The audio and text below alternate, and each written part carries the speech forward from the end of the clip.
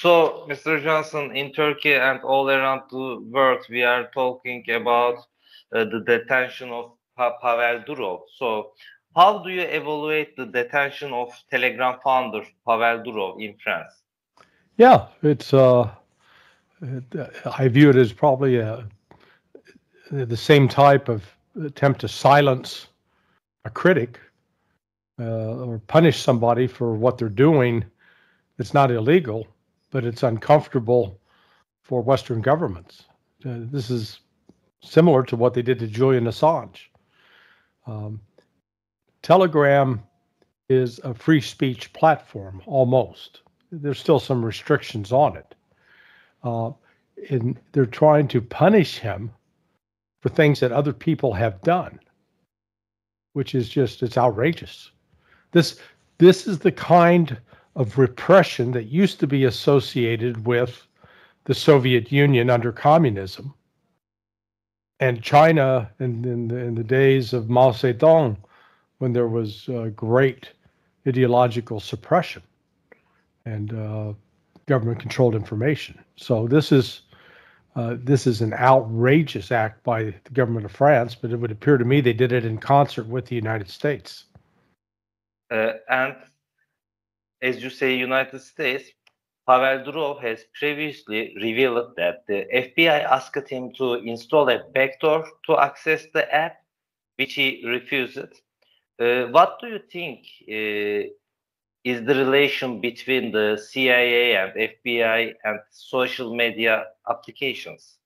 Well, number one, I think the concept of the backdoor may be a little silly, because my understanding is that the National Security Agency and British General Communications Headquarters, GCHQ, are already able to penetrate and listen in on the conversations. So it's like, what do you need a backdoor for? Although apps like Telegram, WhatsApp are advertised as secure, they're not.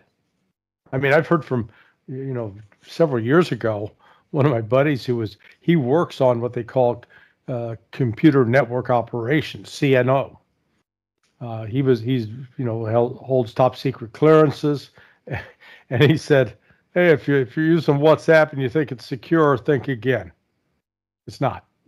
So that raises the question of, why is it a backdoor? Now, I could see the intelligence community, both, and the law enforcement community, both CIA and FBI, joining up with certain social media platforms, not so much to be able to listen in, because they're already listening in.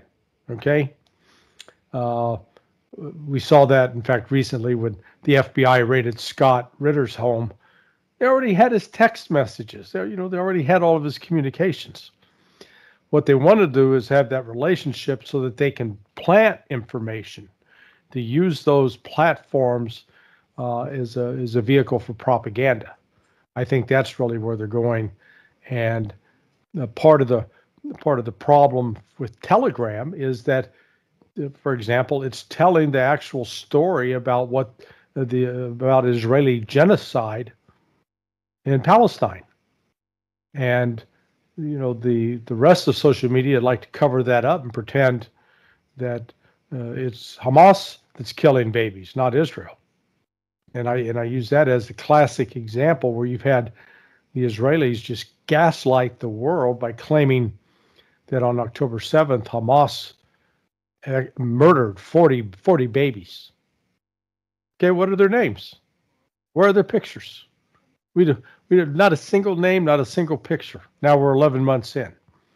But boy, we can come up with pictures, horrific pictures of babies that the Israelis have murdered in Gaza in particular. We live this in Turkey also.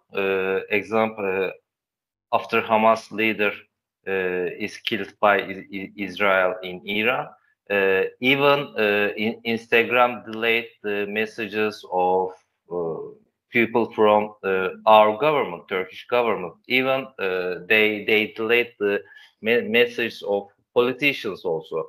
So actually, the Meta group, the Instagram, WhatsApp, and Facebook, they are doing the big manipulations about Right. about the world. Yeah, yeah. I mean, we live sort of on the edge of a knife. That on the one hand, the internet offers great freedom and the ability to communicate. I mean, you know, look at us. You're sitting in you're in Ankara or Istanbul. You're in Istanbul. So, and I'm sitting in Bradenton, Florida. Now, I know that for me to get the Istanbul from here is about a 15-hour trip. Okay, it's a long plane flight, but you can call me up. We can instantly communicate. We can see each other. That's the beauty. The problem comes though if the governments take control of that, then they can actually manipulate what people read, what people see, and if you're told one thing, you will believe it based because I just saw it on the internet. You know, for example, had there not been Telegram, the Israelis very well could have come out and claimed that, oh yes, Hamas murdered all these babies and they raped all these women. Well, that didn't happen.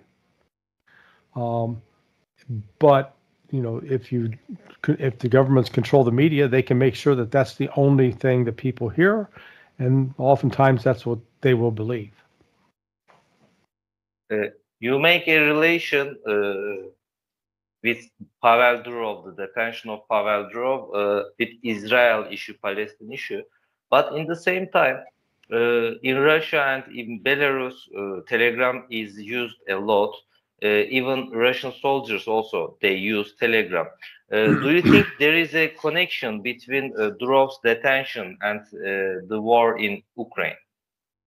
I don't think that's as important an issue as what's going on in Israel. I think because the Israeli money has a lot more influence. You know, the Telegram channel was initially got some pressure from the Russian government some years back, and that's probably one of the reasons Pavel left Russia to live in Qatar. I think he may have learned a very, very hard lesson this time, that we live in an age where, ironically, one of the most free countries for expression is Russia. It used to be like the United States with our First Amendment rights. We still, you know, I'm still able to speak out. I just wonder if it's a matter of time before they come knocking on my door and try to punish me for what I have said and what I have thought.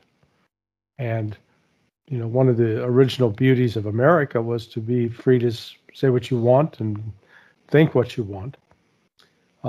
The effort of the Western media to manipulate what's going on in Ukraine, to portray the defeat of Ukraine as a great victory, it's almost laughable.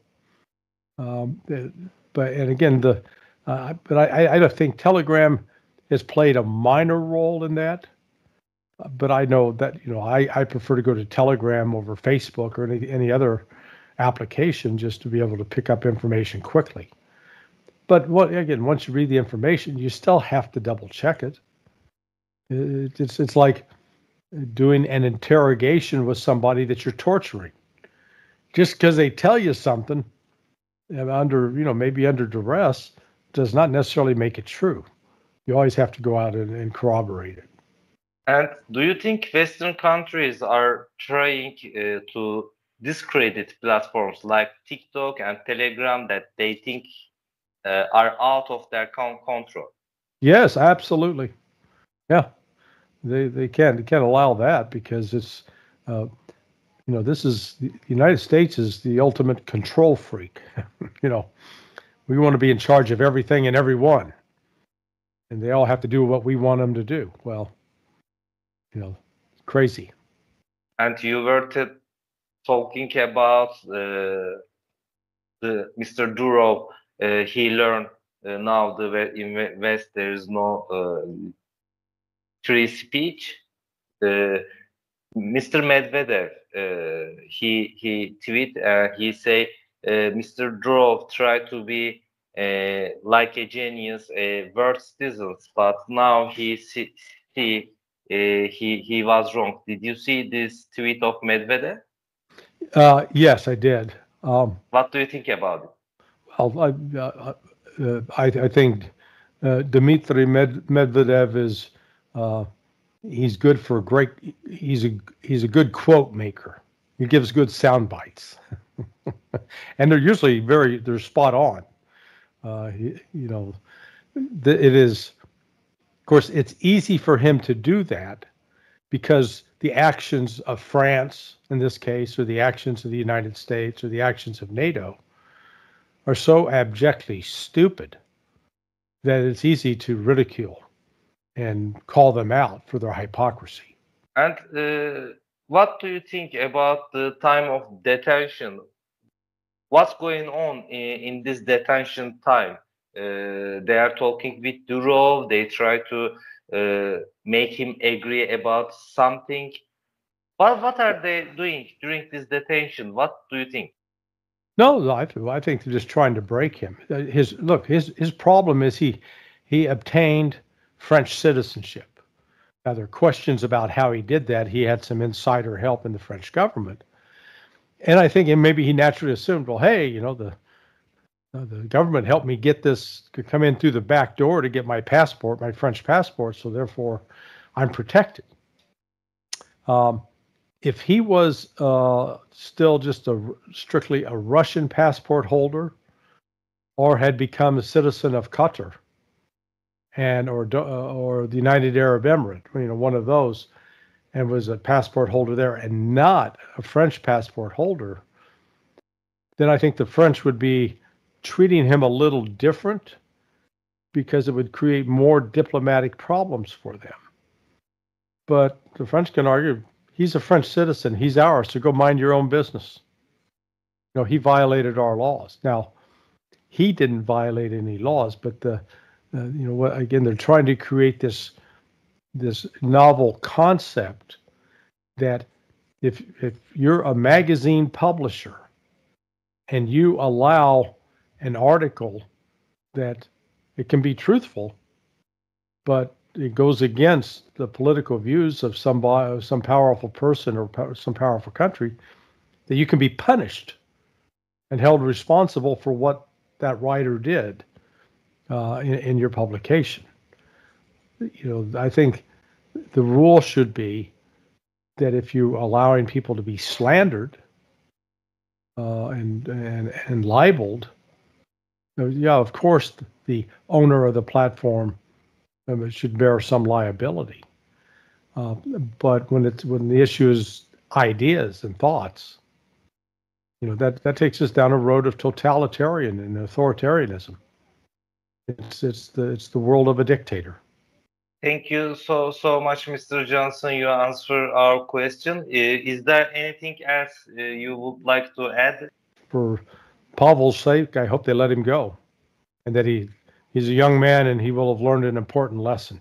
Thank you so much, Mr. Johnson.